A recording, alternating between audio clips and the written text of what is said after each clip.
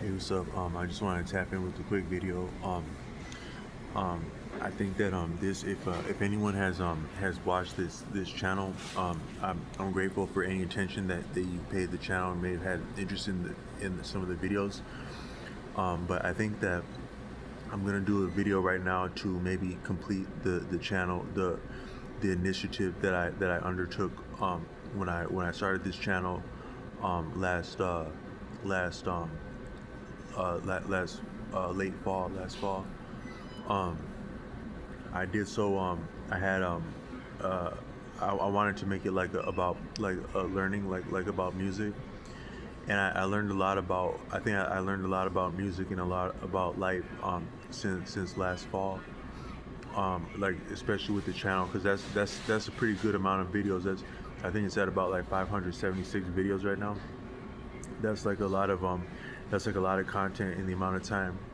But I've actually the reason that I started the channel was it was actually somewhat of a response because to a challenge, because one thing about my life is that I've always stepped up to challenge, like pretty much. I've done some really like like um, some things that would I've I put myself out there for the sake of stepping up to challenge different times, and some of it has I would say that for all for all the things that I've stepped up to and undergone and contributed to other people, probably I would say like in my lifetime I probably given in the neighborhood of $5,000 to people on the street, bit by bit, because I like back in the day, like I would if I would see someone, I would do like delivery work, like like delivering food and get like cash tips. And if I would see someone asking for money, I'd give them whatever I had made that day. That whole thing, I'll just give them to them right there. Boom. I could actually afford to do stuff like that because I was living with family, but I would say that. And then I did I think that maybe the bigger work that I did would have been the 4 years of a school bus driver. That was a for me that was a big thing. That was a lot to undergo, and I thought that had meaning. I thought there'd have to be some kind of meaning in that type of effort. You know, like bringing 70 school age pupils, sometimes less than fifth grade or younger, 70 at a time to school and from home to school, school and home. That would mean something. That would count for something. That's what my thought was. But one thing is that in the we live in a system of capitalism, and with one part of capitalism is that there is according to Karl Marx, there's a unique divorce or alienation of a person from their labor, and that's deeply challenging on a lot of levels, because part of our as human beings we gain a sense of identity by the labor that we contribute, by the things that we craft, but also the services we render. It's deeply meaningful in a natural sense, and it informs our concept of ourselves, and therefore our behavior and our experience of ourselves and others and of life comes from our connection to our labors, especially the things that we craft, and then who we craft them for or who we use them for would have meaning. But a specific feature of capitalism is that's gone now. So the value, both the value but also the meaning of our work, it goes to whoever has the whoever is entitled, that we're whoever's compensating us for our labor, that they to that by them compensating, it's almost a little bit that might be what's egregious about things like prostitution, because within prostitution, there's not um it's not just that like to have a lot of partners, but that the compensation of it's like an alienation from it's like it somewhat falsifies the interaction itself, and that was what's maybe so potentially damaging or damning, for lack of a better word, about the experience of selling the different things that are us.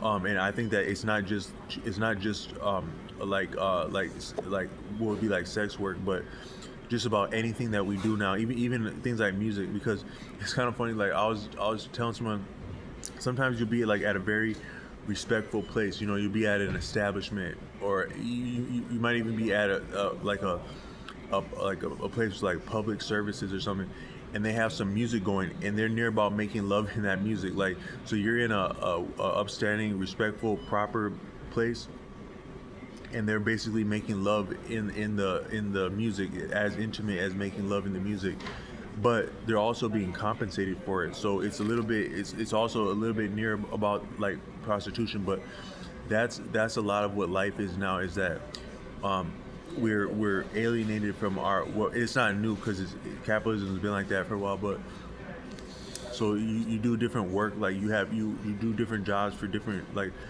you do for however many years, but what do you have to show for it? Part of it is that it's not just that maybe you were or weren't compensated for it in terms of um, money, but you and then we're also like it's like the money is like gamified. It's like a game of money. So it's like it just it goes way faster than it comes in. As quick as it comes in, it goes way faster. So it's already almost a little bit arbitrary or near about worthless, the money from that standpoint. The only real value of the money is that it keeps people off of our neck for now, but not even enough to really enjoy life, because as soon as we get people off of our neck with the money, we got to wake up and do it again. And so I stopped working as a school bus driver last fall, and then I had a little stint in the spring, the late winter, early spring. But I can imagine, and in the late winter and spring, I was doing less of hours, and that actually that was challenging, and it compromised some of what I had going on in my life, because of the income was lower. But the I think that it might have taken more of my life force if I would have been doing that. If I would have just, and even when I worked as a school bus driver over the last 4 years, they were more like stints, because different things would go on, especially like with the oversight and management, where it would be like the communication styles were just different. So I came from a family of like not assuming anything and being very clear and detailed in communication, and it's strange, but that didn't actually that didn't suit me, or that really wasn't a strong suit in that field. But I did have some significant breaks in between there. So had I been going nonstop for the last 4 years, I think that would have taken more of my life force by now. That much labor, that's a lot of labor. You don't think about 4 years as being a lot of labor, but it can really be a lot of labor in certain fields, because that's quite grueling on your mind and your body, to work as a school bus driver like that. But I know there's people that it works for, and people that enjoy it, and so respect to those people. But the when I started this channel, I was actually responding to a challenge, and so what I meant to say is that for all the things that I've done and that I've stepped up to in life, and that I've also undergone like scholarship and learning and whatnot, it kind of amounted to me being able to afford a lifestyle of being a little bit of a Ronin and a Rolling Stone. And in my heart, I think in my heart of hearts, I've always been something of I've been a Rolling Stone, because I had such painful experiences around dating, romance, and friendship, and the lack thereof. The greater part being the lack thereof, but also pain within those experiences, that I never had any. It never seemed real or possible to have a real meaningful relationship, friendship, or romantic as an adult, because by the time I had been a young adult, I had already been chastened. I had already been chastened. So it never even just seemed like real. Sometimes you wonder if you're actually living in the same reality as other people. I don't mean to draw concern with the statement like that, but you look at people's lifestyles. Like I live I've lived alone. Like even while I was like in a family setting, cramped quarters in a shacked up with family, the I've been alone, but I've always been I've always been about above board stuff. Never sought out to disrespect people, to take advantage of people, get over on people. But yet, I would more so and always find myself alone. That might be a function of those experiences, but sometimes you wonder if you're not actually on some type of a wave, different lifeline, or even existence, even though you would see other people that would seem to have to live the same existence as you, because the lifestyles are so different. You see someone come in somewhere, even as much as I've served children as a school bus driver. You see someone come in with 3 children, 2 children, and what it would be like to have a family, like to actually have a partner that you share a bed with, that you share a home with, that you come home to, that's interested enough to call you back after 3, 4, 5 years. Stuff like that I can't understand what that is, because that's never been my reality, or even seem viable from my perspective. As much as I might appreciate stuff like that, so it makes you wonder if people aren't almost like you see other people having lifestyles that have nothing to do with who you are, almost as though it's like some form of a challenge, almost like Ghost. I watched this movie about there's this back in the late 2000s, the late first tens of 2000s. There's a movie called Restrepo. It was a documentary of us. I'm actually reading the book right now about the book is called War by Sebastian Junger. But I had watched a documentary where he appeared in his own documentary with his colleague, who was lost later while documenting stuff in Liberia. And these men were embedded within a division of the Airborne Brigade of the United States Army, in a region called the Korangal Valley of Afghanistan, in the years when that war was really in full sway. I likely could have found myself near about that area, because I was engaging. I was on my way to being a service member in that type of that was going to be my job, was the type of job that they had in that Korangal Valley. But I didn't see, when I was thinking about stuff like that, I actually I had no idea. You can't, sometimes you don't know what you're signing, what you're contemplating, because without having seen something, you can't know what something is. So I had no idea what a deployment would look like in the year 2000 such and such, because as I understood at that time, early 2000s, technology would have been way different than like World War II or Vietnam or World War One. I actually didn't know how you have armed forces fighting in the modern era with the modern technology. I didn't know how that existed, what that would mean. But all I meant to say is I had no idea what that would have been about. But I had a unique circumstance that I didn't end up experiencing that at that time. But I likely would have been going straight to one of 2 places, likely like the type of experiences that they had in that film. But I actually got to watch that film from the relative safety of living at home with my mother and brother at that time. And I actually watched that movie a lot. Like it was kind of strange, because it was actually taking place, a lot of that stuff, right as I was watching it. But it was almost kind of like a window into like another part of the world, around the world. So like sometimes when we would be sleeping at night in the United States, that stuff would be going on there in the daytime over there around the world. But that movie was that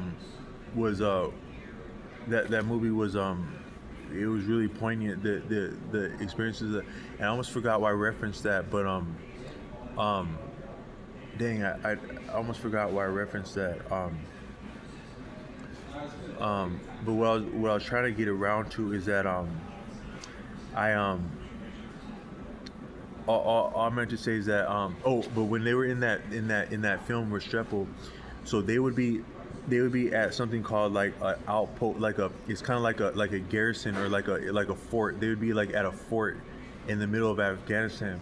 And what one of the there's a brother there who was he was from he was from the United States, and he was saying that when they're up there in that position like that, they're only about like maybe so many kilometers away from the bigger base that would be on their side that has so much resources, but because of the actual position that they were in and the vulnerability, they might as well have been out of reach or at another jurisdiction, another country, another zone, because for intensive purposes, there's nothing that they could do to assist them if they're actually getting assaulted and brutalized.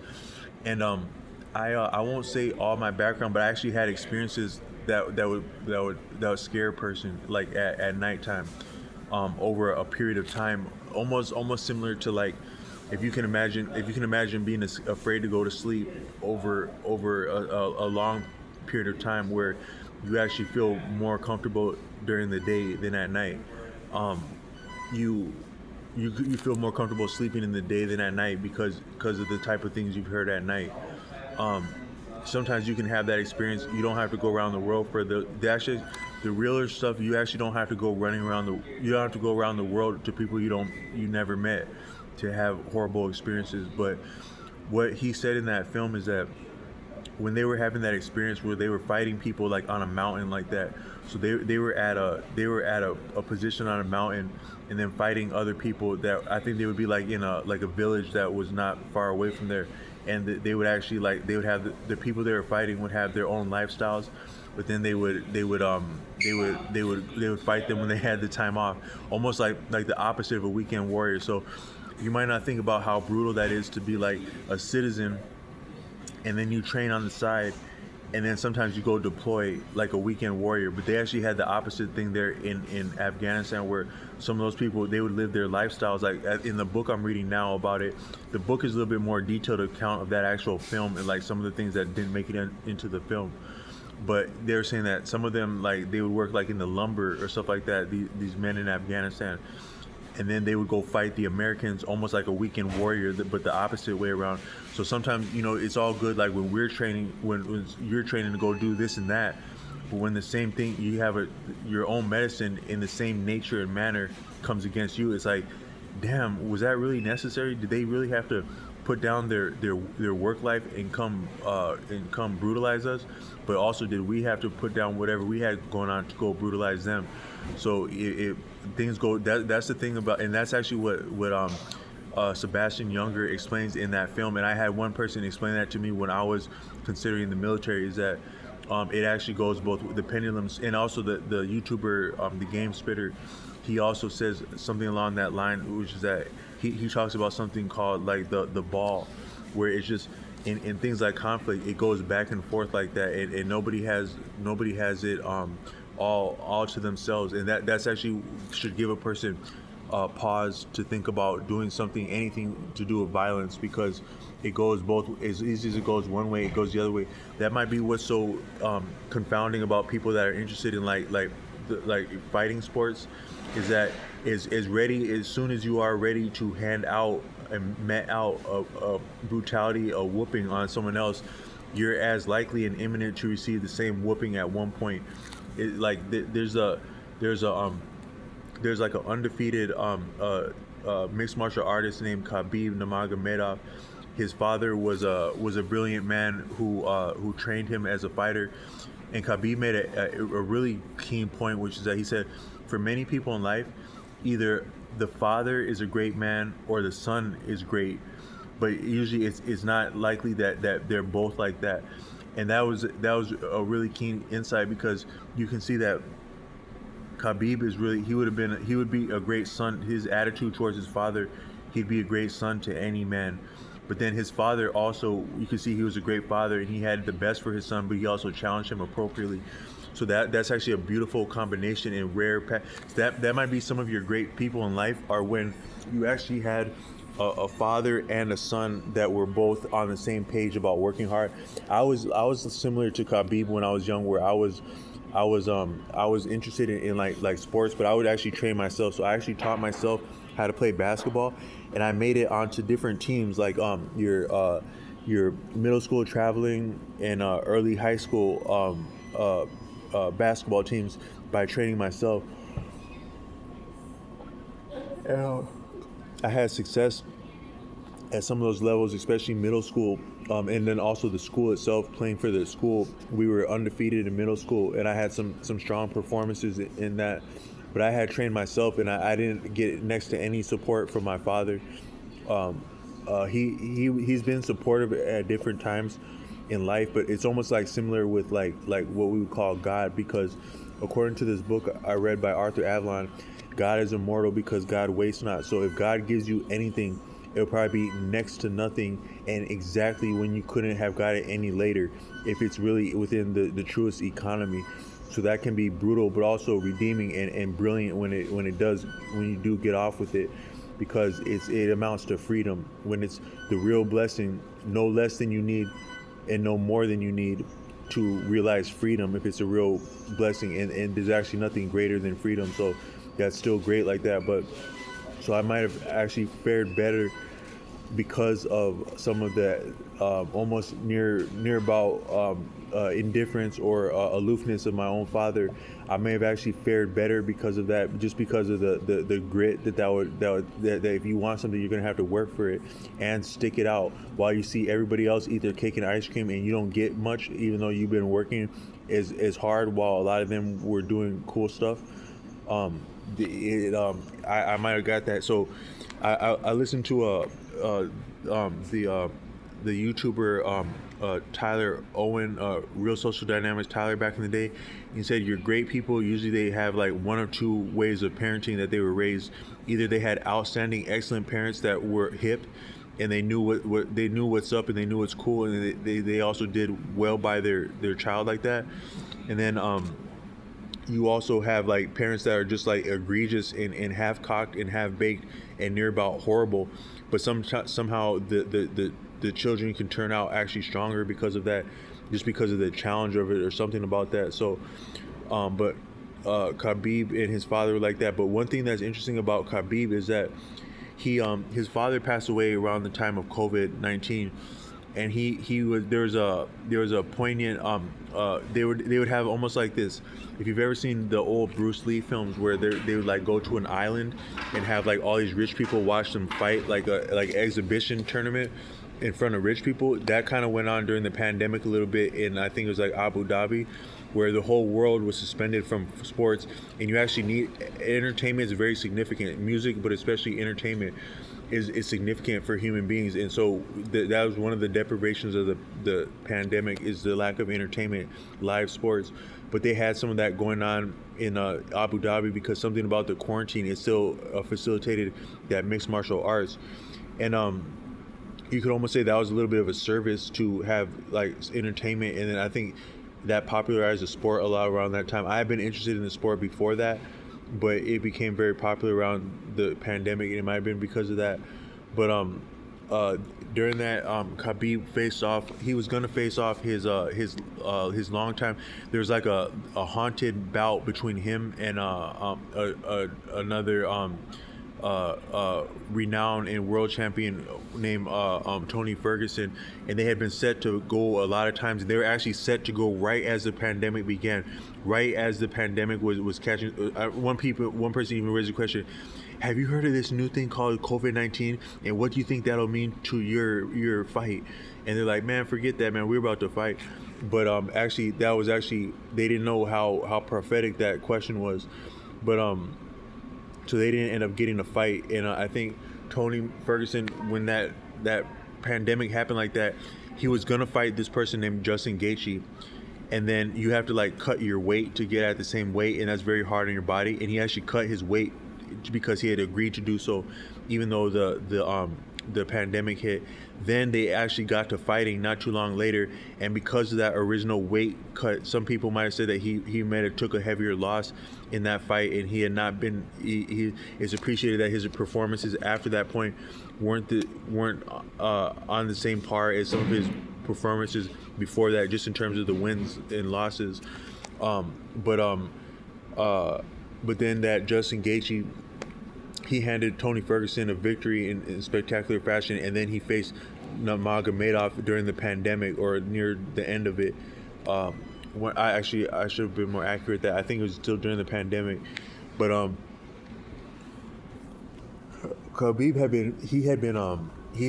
came up fighting like in the ranks of Russia, and he had been fighting all his life. So when he fought Tony Ferguson, he pressed Tony. He had an injury that he concealed the injury just with his grit and his heart, and you can't tell that he was injured, but he was actually putting Justin Gaethje on his heels. Justin Gaethje, an outstanding boxer and well trained, highly athletic, highly gifted, highly competent, highly accomplished martial artist, putting him on his heels just by sheer willpower. Khabib did that. And but then on that fight, when he won that fight, Khabib did almost near. Khabib was as seasoned and skilled and versed as Justin Gaethje, but you could say he almost completely won that with his will. But when he did so, he made a conscious decision to put down his gloves in that fight, because he honored his mother, because he knew. He's made different statements about what comes with that sport, and he was clear that when a person takes certain damage, you can call it a sport, you can call it whatever you want. You take that damage one way or another, and you're not the same anymore, and don't have some of the same propensities as you did before, or experience of life in yourself as you did before. Nurmagomedov had made that point, and I think he had been asked about his appreciation of Tony Ferguson after witnessing some of Tony Ferguson's losses. But all I meant to say is that he left the sport on the top because he was at 29-0 losses, undefeated, a spotless record, but not 30. Some people, just by the number, they would think that 30 would be a cleaner number. But as strong as he was, but he was also, you could say maybe he was coming a little bit at or past his prime by that point when he did step down. He was considerate of his mother, because he had already lost his father, but I think he may have always had reservations about even engaging the sport, even as successful as he was from the standpoint of having a mother who loves him. But at that point, he said he's not willing to come back to the sport because he loves his mother, and he doesn't want his mother to see what happens to a person when they lose. You know, you can beat a lot of people up, you can kill people, heaven forbid people do stuff like that. But you actually don't know what that's like to feel that and experience that until you have it done to yourself. Even as you may have done it to other people or seen it done, you don't know what it is to have hands laid on. You don't see, a lot of things are like guns and stuff like that. They're not as formidable and scary when you have the initiative. So you're driving around, this and that. You have a weapon on you somewhere. You feel like you could get to it when you need to, or if you had to. That's one sensation. But when someone has an advantage on you, like they know where you're gonna be, how you're gonna be, they have the initiative, they have the high ground, for lack of a better word.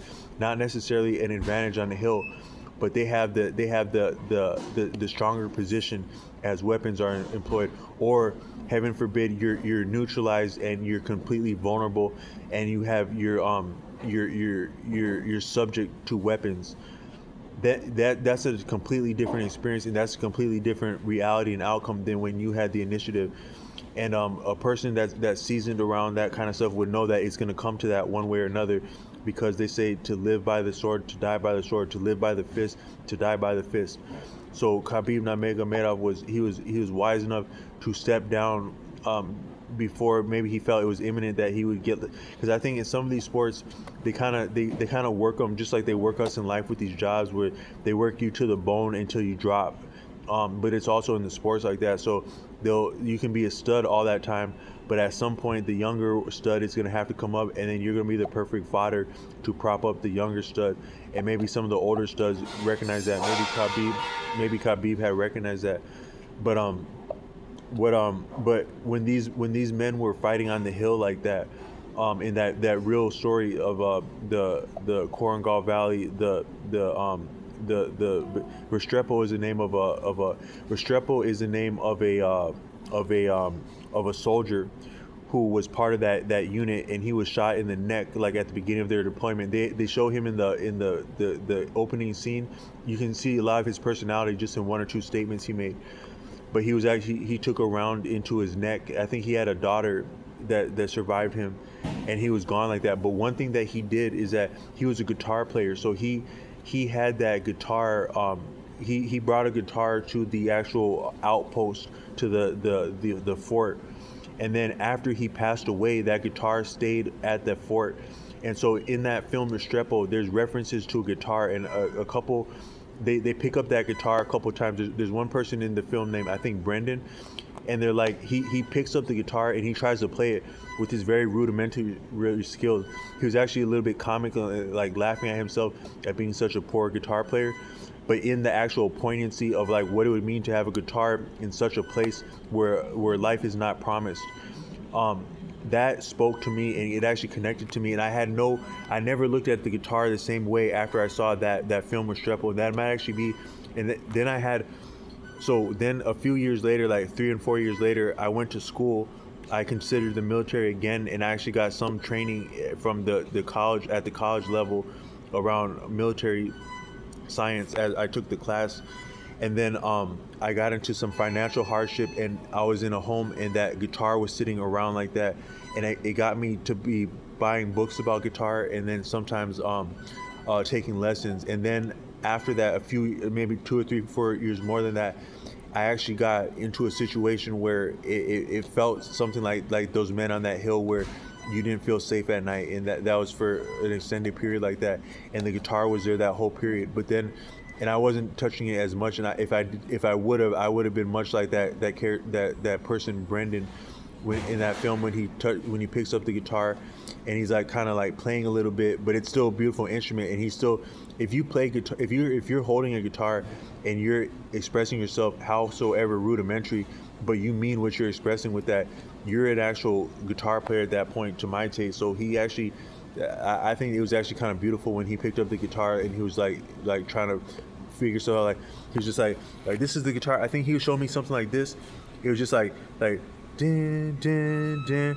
He's talking about his fallen friend when he's doing that, but he's like, it's just this little something that he used to show me. Just something just like din din. I don't know how it goes. It was actually really beautiful how he did that like that. And it spoke a lot to their relationship, and then also what they meant to each other, and what that guitar meant to the man who fell from that company, Restrepo, and then those who missed him, and then the guitar being reminiscent of him among them is really kind of beautiful. And looking at influences now, the guitar is the instrument that did it for me, because I finally met that teacher a couple years ago that got me my wings, where I feel like I can direct my own learning around guitar, and I can write music, because I've written some music on this channel. So I just wanted to share that backdrop. But I think I'm gonna fall back from but on that hill like that, they said that sometimes, one of them said that it felt like you're fighting ghosts, because sometimes when you're being stalked, because they were actually being stalked in that position. I've been stalked before. I've been stalked recently, and I've been stalked in the past. I've actually been stalked before, and it's like that, where you are, or you have recently been observed. Sometimes you can actually you can hear things without seeing things that would let you know you're being observed. But it feels like being up against a ghost, and because you actually don't, you're not personal. It's more than personal. It's closer than personal, yet it's not personal, because you actually don't know the identity or the face of who or what you're being stalked with. And so it's like a ghost. But sometimes for me, life is like that. Even in life, social life is also like that, where I meet a lot of people. I have a lot of things that I practice, like getting better at bantering with people in style and stuff like that. But I don't have much to show for it is in terms of like a relationship or partner, stuff like that.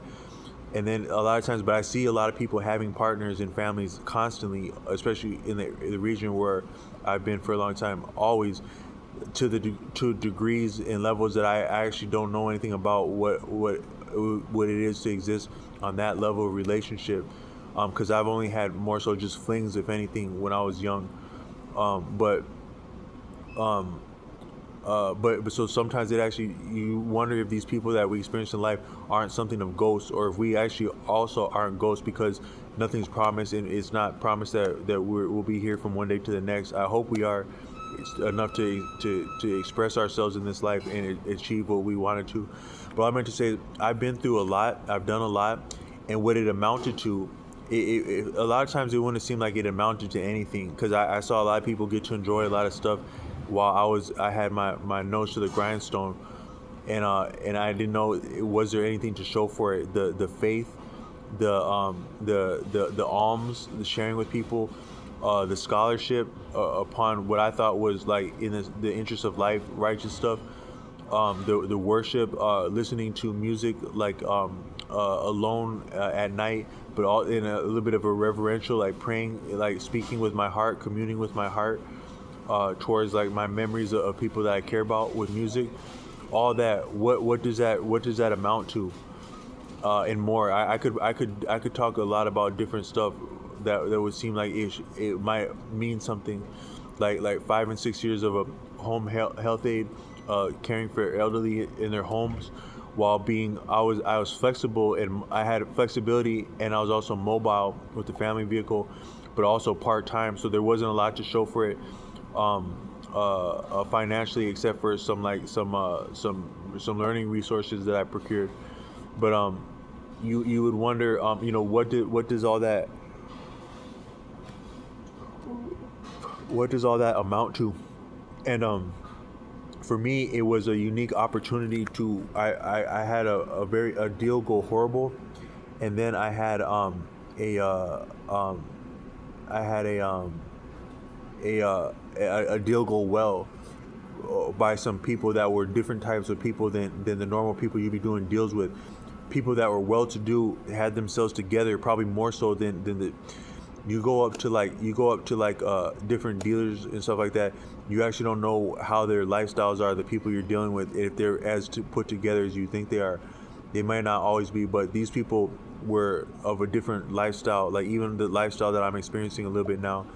And but they were more sturdy and thoroughgoing and direct and clear, and so so all that I had been through, I wouldn't have been able to entertain the type of lifestyle without going through all the things that I had been through. But what I recognize is that the thing that got me to start doing the YouTube channel was that I stepped up to a challenge, because I came across a video by Casey Zander on YouTube, where he talks about like men, like dating dynamics, and he talks about it in the mechanics of psychology of push and pull between men and women. And he doesn't pull any punches about like what it is that people are attracted to in one another, and what works. And like a lot of people would say this stuff like nice guys finish last. We've heard that, and most people would agree with that on the surface. But he breaks down exactly how that might be, that nice guys in fact finish last with certain things, and that most people could care less what a person has to say about this and that, especially as you're sounding intelligent, or think yourself intelligent, or speaking like at a cadence that's quick enough to express the ideas as you're fathoming them and offering them in good faith and reciprocity. He would say that's exactly what people can't stand about us, and don't appreciate about us, is all the excellent, cool, intelligent, insightful things we would think ourselves or fancy ourselves to say. And I think he's actually correct like that. But he had a in his channel on YouTube, he commends and advertises his own personal membership forum, that's off of YouTube, and I took him up on that. But then even within that forum, it challenges you to post things because you have to have like rank among you have to get traction with your posting to access some of the material. But for me, garnering the traction became more enlightening and challenging than the actual material from the course, and it also spawned into me doing YouTube. So I was doing both that channel and YouTube and getting traction, and also in that channel I got a lot of flack. But um, but I kind of came full circle where he actually challenged me to make content and offer ideas. But then he had a recent video where he actually really clearly communicated that people could really, especially as beautiful people that we might want to date are concerned, that is exactly what is working against us and is not appreciated. It is to be intelligent and forthright and stuff. And so like the type of stuff that he's explaining is what people like in that channel, like the renegade, the renegade, not outlaw in terms of breaking laws, but just the renegade, Rolling Stone, the rough life, the rough type of life, not harming people, but just the rough life of like you see my face right now like that. Now I've been having meals and I've been working and earning money, but my face looks like this. That's actually from driving. That's actually from driving with that's actually from driving with my face in the wind. It is looking like that. But so the type of things he's saying in that channel are what people like that mean shit, that rough shit. My life has been like that for a long time. I actually more so, if anything, I present more so like a amicable and amenable and friendly and like and I think not pretentious for the sake of being pretentious. Like I don't put on airs of being like tough or religious or anything like that. But that's actually what my experience has been. It's been religious in terms of like having faith to get me through a lot of hell and still be in hell, but it's been also a lot of hell, and it's been like I've experienced up until recent date all the type of rough stuff that they talk about, like in music and in film that they portray. I've seen a degree of a lot of that, and that's what has been my experience for a long, while also not being affiliated with the lifestyle, and then and so and then I also more of my most of my working has been actually on the street, because even when I had different jobs that were like they were they're above board jobs, like regular, just regular jobs like delivery and whatnot, but it's actually on the street without oversight. So I'm on the street with no one looking over my shoulder, but also no one having my back, just on the damn street making money like that. That's been my experience for about a decade or so, probably over a decade and a half. So all this street stuff, this Rolling Stone stuff, that's actually who I am. And but what he was saying though is that people don't like the intelligent stuff, or like what we got to say about this and that. They're more so interested in what we don't say, what we don't have to say, and what we don't want to say, because we're like, it's like, yeah man, fuck off. Did you just say fuck off? I think I love you. You know, it's like that. That's like what he's talking about, but he's not wrong. So I just want to say, I think I actually am going to sign off with this channel, because I've offered some of the best insight that I can, but I don't know that it's tractable, or that it's actually my lane to be investing, because it takes a lot of effort. And some of these videos that I was doing, I was actually taking some personal losses because of that, because it takes so much of your bandwidth that it was making me mess up and other stuff. Like I was doing a little bit of school bus work, and then even with some of the work that I do now, I start messing up when I do these videos, because it takes a lot of time and bandwidth mentally, so it's costly to do this kind of stuff. And I didn't do it for compensation like on YouTube, because I don't want them to put those little nasty ads that no one came looking for. I don't want that on the video, or like to get compensated peanuts for putting stupid ads on stuff. I'm not interested in that. But just in terms of like the traction of like comments, feedback, likes, stuff like that, I've got some really cool ones. But it's not been anything to make me think like, oh, this is what people appreciate, and I should really keep working at this. So I guess it's been a project in self development, and I've learned a lot through it. But I think I gotta find my lane now. But I wanted to add one thing, but I did want to offer one last insight with this. Just some things that I think about, and this is a little bit what I'm about to say is it's the type of thing that these different you could get strung up for these kind of comments, but I still think that they're viable observations that I wanted to share. Some people, you might see something like, if you've ever heard like hip hop music, right? But they try to do it like in a religious way, like a religious, or they try to make religious rap music. Some people like that might sound weird to you if you hear like religious rap music, or like you might have a thought about that. It's a little bit strange with religious rap music, but it can be deeper. Like, so a lot of times, like nowadays, you go to church and they have respect for doctors now in church. Like, I don't know exactly how they feel about the overlap between mental health and church. I listened to a YouTuber named King Noble, and he said that if we're really having faith and we believe that the Lord is the healer of healers and He can heal people, then why do we give then what would be the need to give people these labels of condemnation? You have this and that diagnosis, and you are relegated to this and that way of being appreciated as a person, and thinking yourself as a person, and being limited by this diagnosis that's over you. Yet we still believe in God, because if God heals completely, totally, and you have asked for healing and you believe yourself to have received healing, must you still abide with under the designation of a diagnosis that's been handed to you by a man? If you've been healed by God, King Noble would raise that question. But going back, some of what has informed things like mental health is actually an antithesis to the church in the past iteration, because most of what we have for mental health, I understand, it comes from the line of Freud. But Freud was influenced by hypnotists.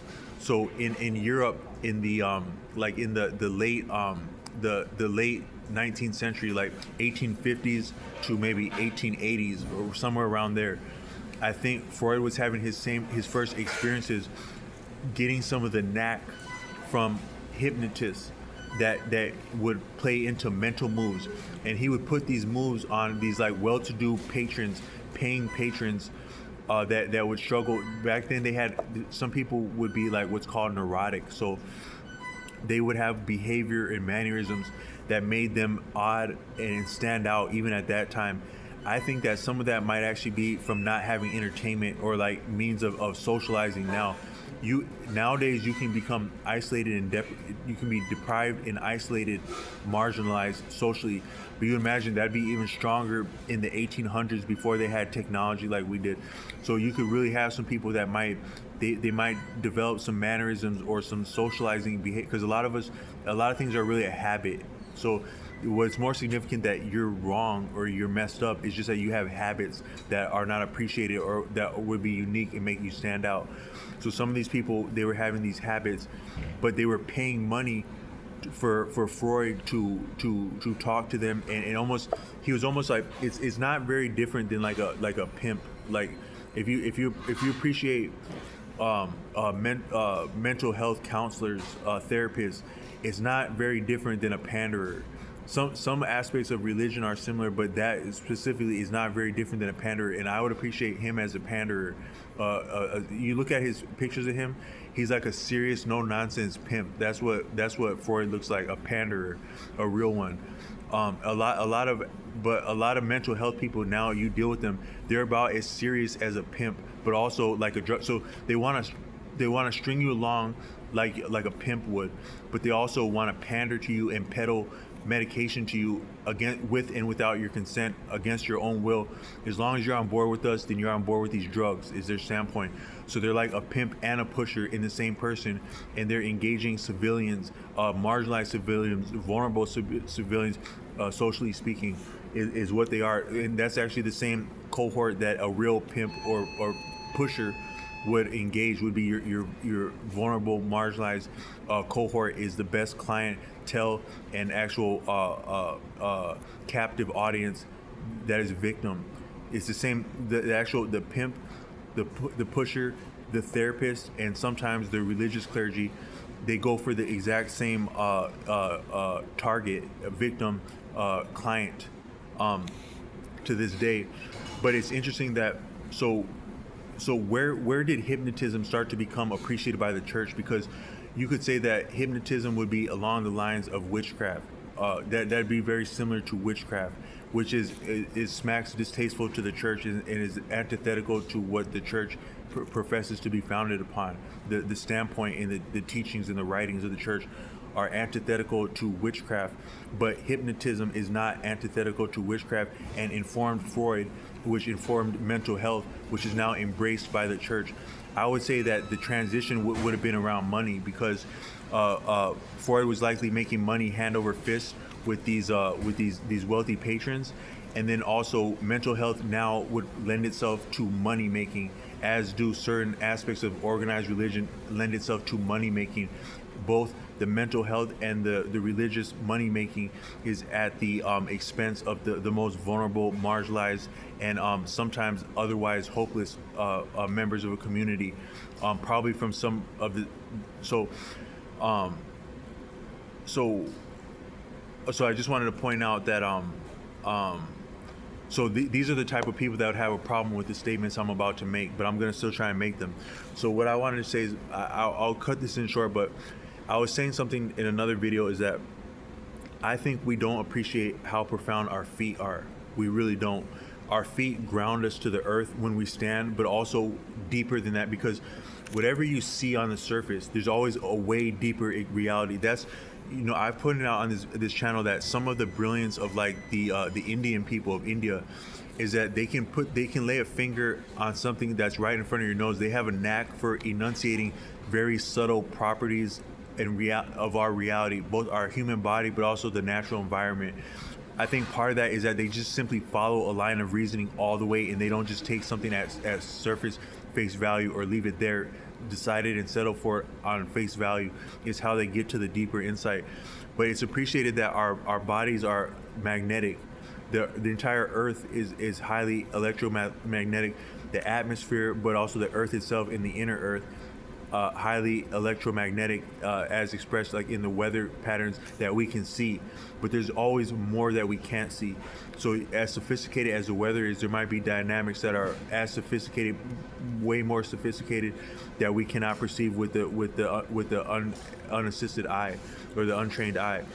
But it's appreciated that our bodies have electrical activity, and our brains are often analogized. There's also always often an analogy of our brains being like computers or electric. If that were the case, there would have to be a grounding, and I think that that's what the feet are. So I've said in another video that I don't think that there's any true appreciation of sensuality, sexuality outside of the feet. Just because the feet are so sensitive. How sensitive are your feet? The bottom of your feet, they're very sensitive.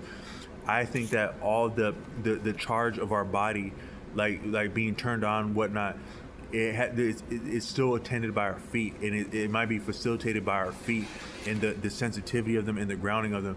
But sometimes you actually don't pay attention to the sensations of your foot during the day.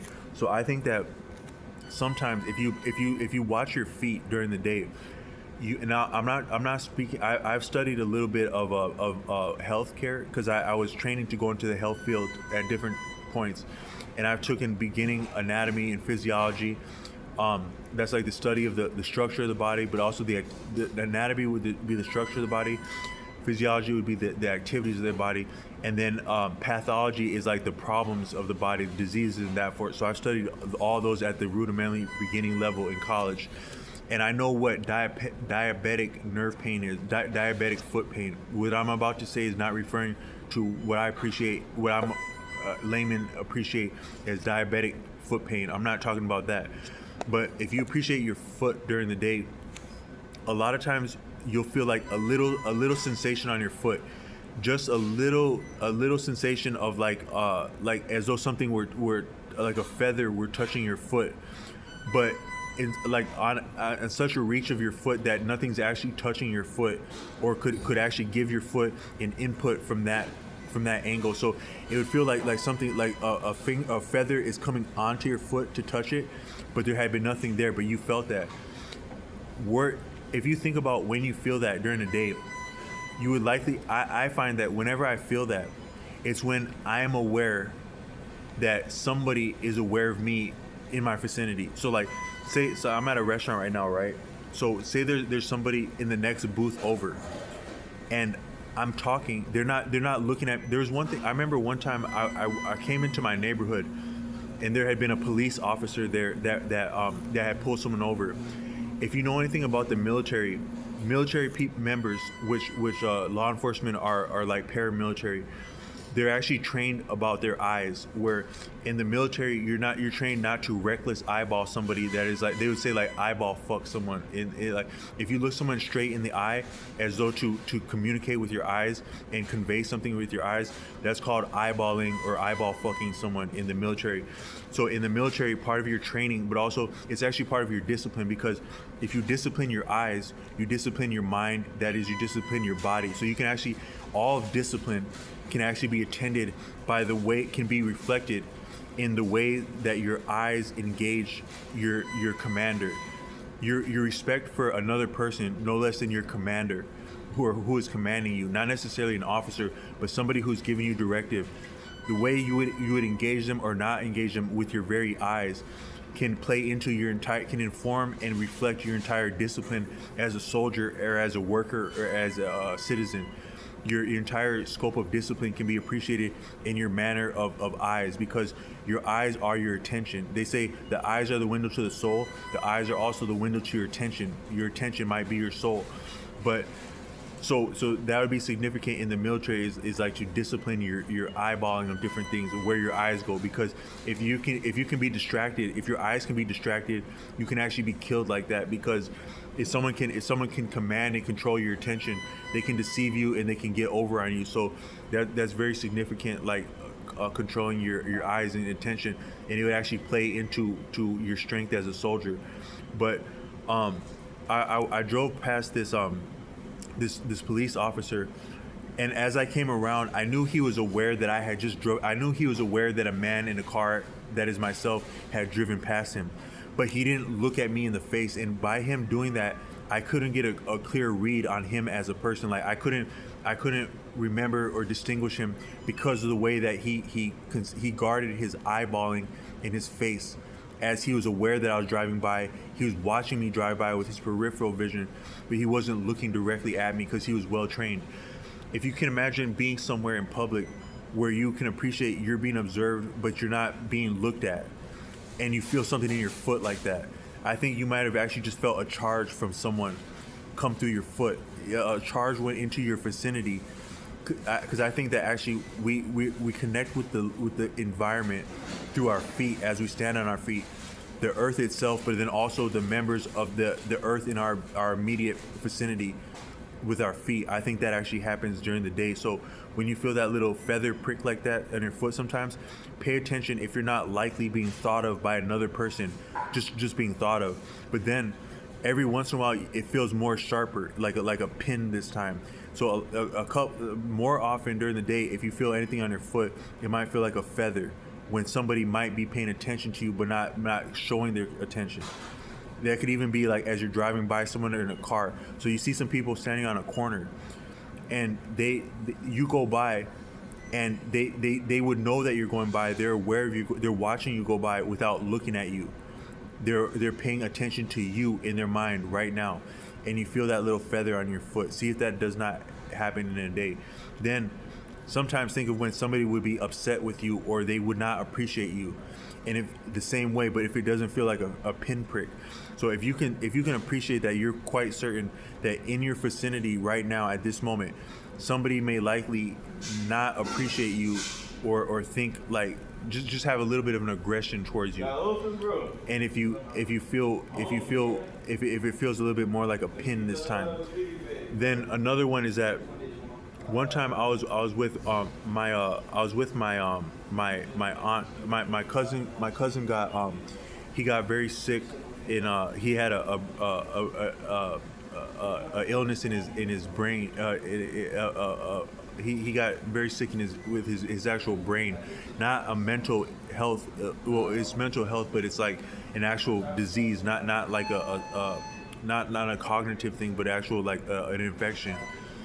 And my aunt asked me what once somebody yawned in the room like that, and she said, "Why does that happen? Why did someone just yawn like that? Why do you think that is?" Because I think I might have already had pet theories back then, but I have two thoughts about yawning. Is that one? I think that sometimes when you yawn, you're incorporating a new idea. So like if you're a little bit tired or whatnot, but somebody says something that you haven't thought of in your life before, something that a new thought to you, it might make you yawn a little bit because you're taking it in. But then also, I think that our our throat our throat is actually sensitive to the intentions of other people. If you've ever been like in a situation that's getting out of control, like maybe something is called oblique, right? So if two people are talking, but someone's actually paying attention to you and actually speaking to you indirectly. Like some people would say, like throwing subliminals. That's called an oblique insult or an oblique comment. But when that happens, um, uh, sometimes it can be like that where you start to get uncomfortable, like maybe someone in your vicinity doesn't have good intentions towards you. You start to feel your throat, like when you feel like a situation is more than you can handle or is intimidating, you feel it in your throat. Sometimes in India they say that we have different tiers of consciousness in our body, all the way from they is a little bit arbitrary, and I don't think it can be defined where all the seats of consciousness in a human being are. Um, I would appreciate that there can be many. Some people say the chakras. I think the older word for that is padmas, and there's like maybe seven in India. But I can think of myself of more because some things will make your blood boil, or some things will make you weak in the knees, or some things you can feel it in your spine. There's a lot of different sensations and centers of consciousness, I think, in the body, or like follow your nose, stuff like that. But um, um,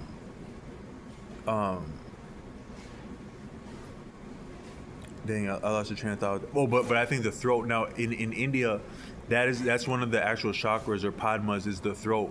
That I think that might be like the fifth one. Um, but I think that our throat can perceive the intentions of people somehow. What like the real intent? Like let's say somebody walks in the room here, right? But you're like, man, if that fool says the right thing, I'm gonna punch that fool. Or if that person this like you actually have an intention towards that person if they get out of line. You're not seeking to do something, but if it came to that, you'd be ready to go. At that point, that person might actually yawn because there was actually just something of they just felt something of death at that moment. So I think sometimes when you're driving at night and whatnot, and you go through an area or you go past a car or go past a person, and it makes you yawn like that for no reason, I think you may have actually just felt a real vibe right there. Like, and it might be something of like of a death vibe that would make you yawn like that, a danger actually. So those are just a couple uh, pet peeves that I wanted to put out there. But then the last one, and I think I'll land the channel with this one, is that a lot of times you don't appreciate how distracting birds are. Birds are really distracting all day, every day. Birds are. That it you really don't have any idea how or what birds are up to most of the time. Like sometimes they'll fly in front of you in random directions. They'll do all kinds of crazy stuff in the air. They're always going somewhere. You always see birds going somewhere really fast. Now, boom, gone. But what do you see birds actually do except chirp? So what do you see birds do? You see them chirp and kind of like gossip in trees, and then you see them pick up worms on the ground. But when they're flying somewhere, they're hella serious about that. They're off somewhere. They're damn it, gone flying. They're flying like that just to go pick up some worms, or just to go sit on a tree and gossip. I think that birds are actually a living node of the atmosphere. So just like the bird, the bird is very in tune with the atmosphere because the wind is actually the atmosphere. So that a bird can move its wings and can manipulate the atmosphere, that is, in such a way as to convey itself. You may not appreciate how significant the relationship is between the bird and the atmosphere. It's such that the bird actually is the atmosphere. It's actual living conscious node of the atmosphere. So just like your body has, you have many cells in your body, and these cells have intelligence, and they actually have like a nucleus. The cell does, but the birds might actually be like a nucleus or a center of consciousness within the atmosphere. Some people would say that they were gifted with flight, so something has fashioned them as being able to fly. But you wouldn't think of that in the other way around, is that as they can be affected by the atmosphere, that is the wind, for lack of a better word, they can also go back and impact the atmosphere. So when birds are singing all day like that, they're actually controlling the atmosphere in the vicinity of an environment. That actually might be what's more intimidating about night versus day, is that you don't have the oversight of the birds at night. So therefore the atmosphere is different at night. That actually affects human socializing and activities and decisions, I think. So I just wanted to say that. Now the air, so there's some people, like, if I say, okay, so there's two words that people don't actually appreciate how similar they might be, but how the meaning of it, because we don't always look at words on like exactly. So according to Tajik Bey, when you're referring to spirit, you're referring to breathing, breath, air, like as in yoga. A lot of yoga is very spiritual, but yoga is predicated on breathing. That is, yoga is to embrace and appreciate our seamless harmony and harmonizing as existence and as existing. According to Arthur Avalon, were we not in harmony, we would not exist at that point. That is, if we are not breathing, we would not exist without breath. But air itself, all things can be brought down finer. So if someone says your inner body, your inner light, some people would say, are you talking about someone's spirit? You wouldn't necessarily be talking about only someone's spirit if you're talking about their inner body, their inner light. You could also be referring to their etheric body. But some people would take that word etheric without looking at it verbatim. So even if you could appreciate that etheric might mean you're very small or you're very subtle, that is almost immaterial, finer than what we appreciate as material, is your etheric. That actually might go finer than your spirit, because if your spirit is breath and etheric is ether is appreciated as a substance that's lesser known than air, and might actually be what air is. Air might be a broader, coarser, grosser, denser iteration of what ether is, even finer than air. But so if you don't breathe, you're not conscious. You can't exist for more than a few moments without breathing, because you're not conscious anymore. If you're not conscious, you can't maintain homeostasis, that is your existence, the goings on of your body, no less than your cardiopulmonary activity or your nervous activity, all the activities of your body, these cadences and cycles, dynamic reflexes that are keeping you, sustaining your existence, some of which you interfere with when you imbibe certain substances, such as when they say overdose. Some things are like very blunt jargon from popular culture and context, but you actually came out of the harmony of balance of your actual instincts that are regulating your rhythms, that are regulating your existence within the broader rhythms and cycles about you, around you, within you, through you, as you are, that are you. Some of these substances, they because we're always both conscious and unconscious, according to Arthur Avalon, to different or lesser degrees. All things are both conscious and unconscious.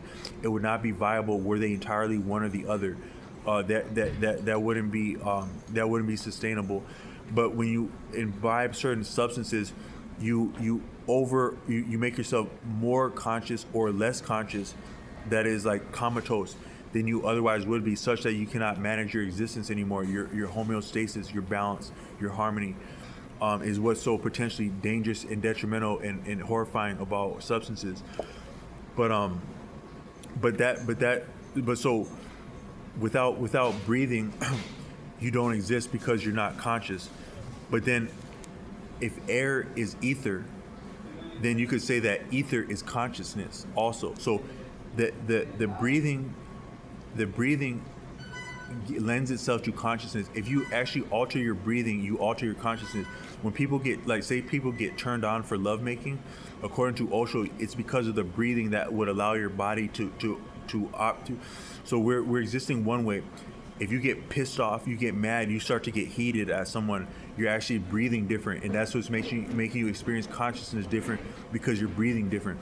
Or you get turned on and aroused by someone, now you're breathing different, and that facilitates that state of mind. The actual breathing does that. So, but you could appreciate if breathing differently informs consciousness, maybe also breathing is consciousness. That is, ether is consciousness. So sometimes I think that, like, if you drive down the highway, right? Say you're driving down the highway, and then you gun it, like, so you're already going 80 miles an hour, and then you gun it real quick.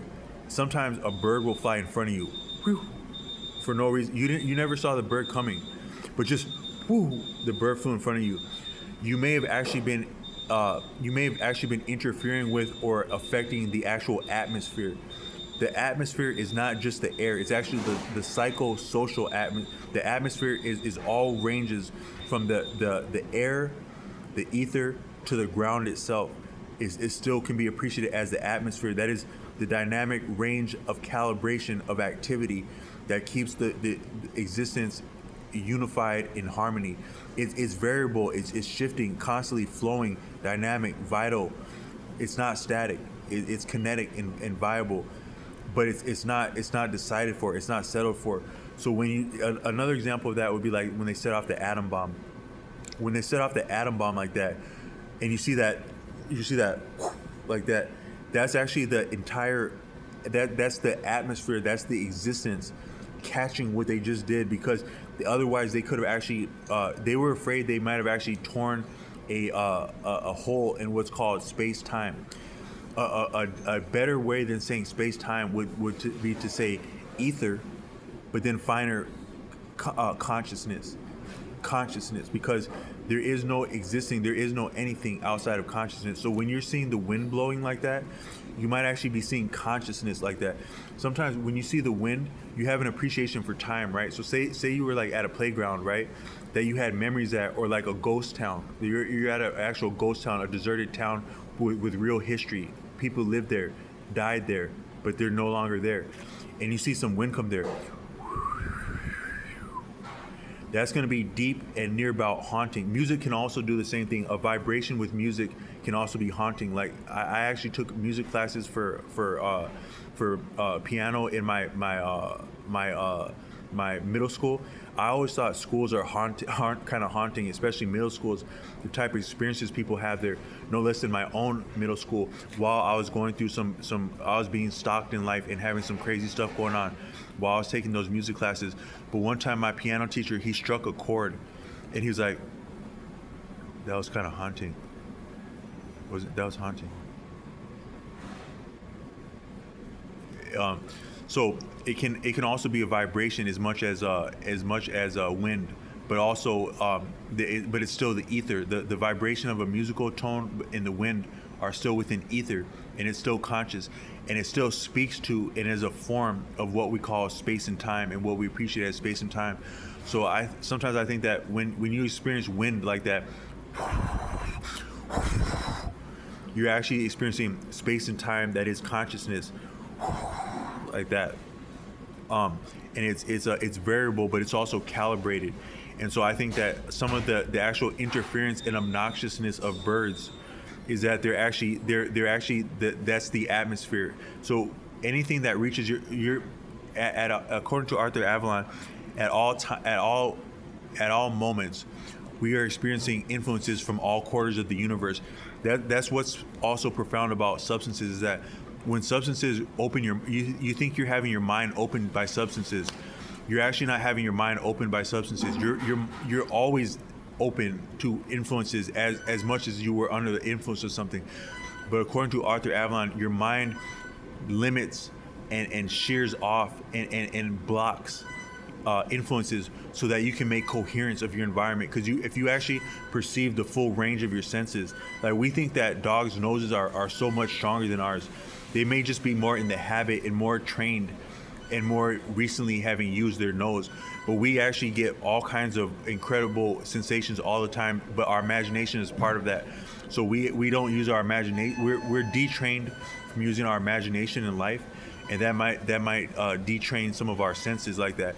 But our senses are actually that perceptive all the time, but our mind is in the habit of limiting sensations so we can be coherent. But the substances, they interfere with the mind's own interference of its own perceptions, such that we get a broader range of perception, and it might be hard to handle. But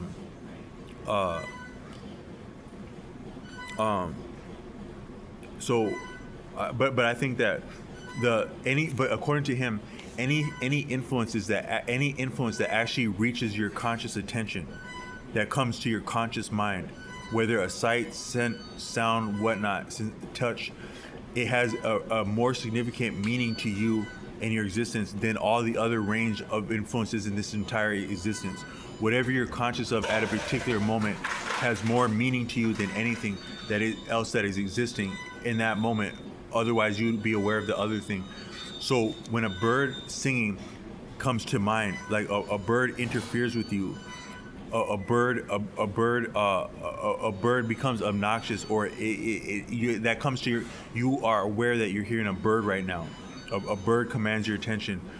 That might be significant, and that actually might be the atmosphere calibrating your very thought. Because if you think about all the power, so if this reality is calibrated and is checked, and if it is held in check, the most powerful thing you can do as a human being would be with a thought. The most powerful, flying a plane, going to the moon, driving a truck, the most powerful force that a human being can handle and express and render, it exists and it starts as a thought. So if the atmosphere checks forces, calibrates forces, it would also check and calibrate thoughts. And so some of the singing of birds and the actual interference and obnoxiousness of birds, that might actually be them existing as the atmosphere and checking our own thoughts, which actually are a part of, within, and play into the psychosocial physical atmosphere of conduct and activity. And I just wanted to offer that with this video, and then I'm gonna sign off. Peace.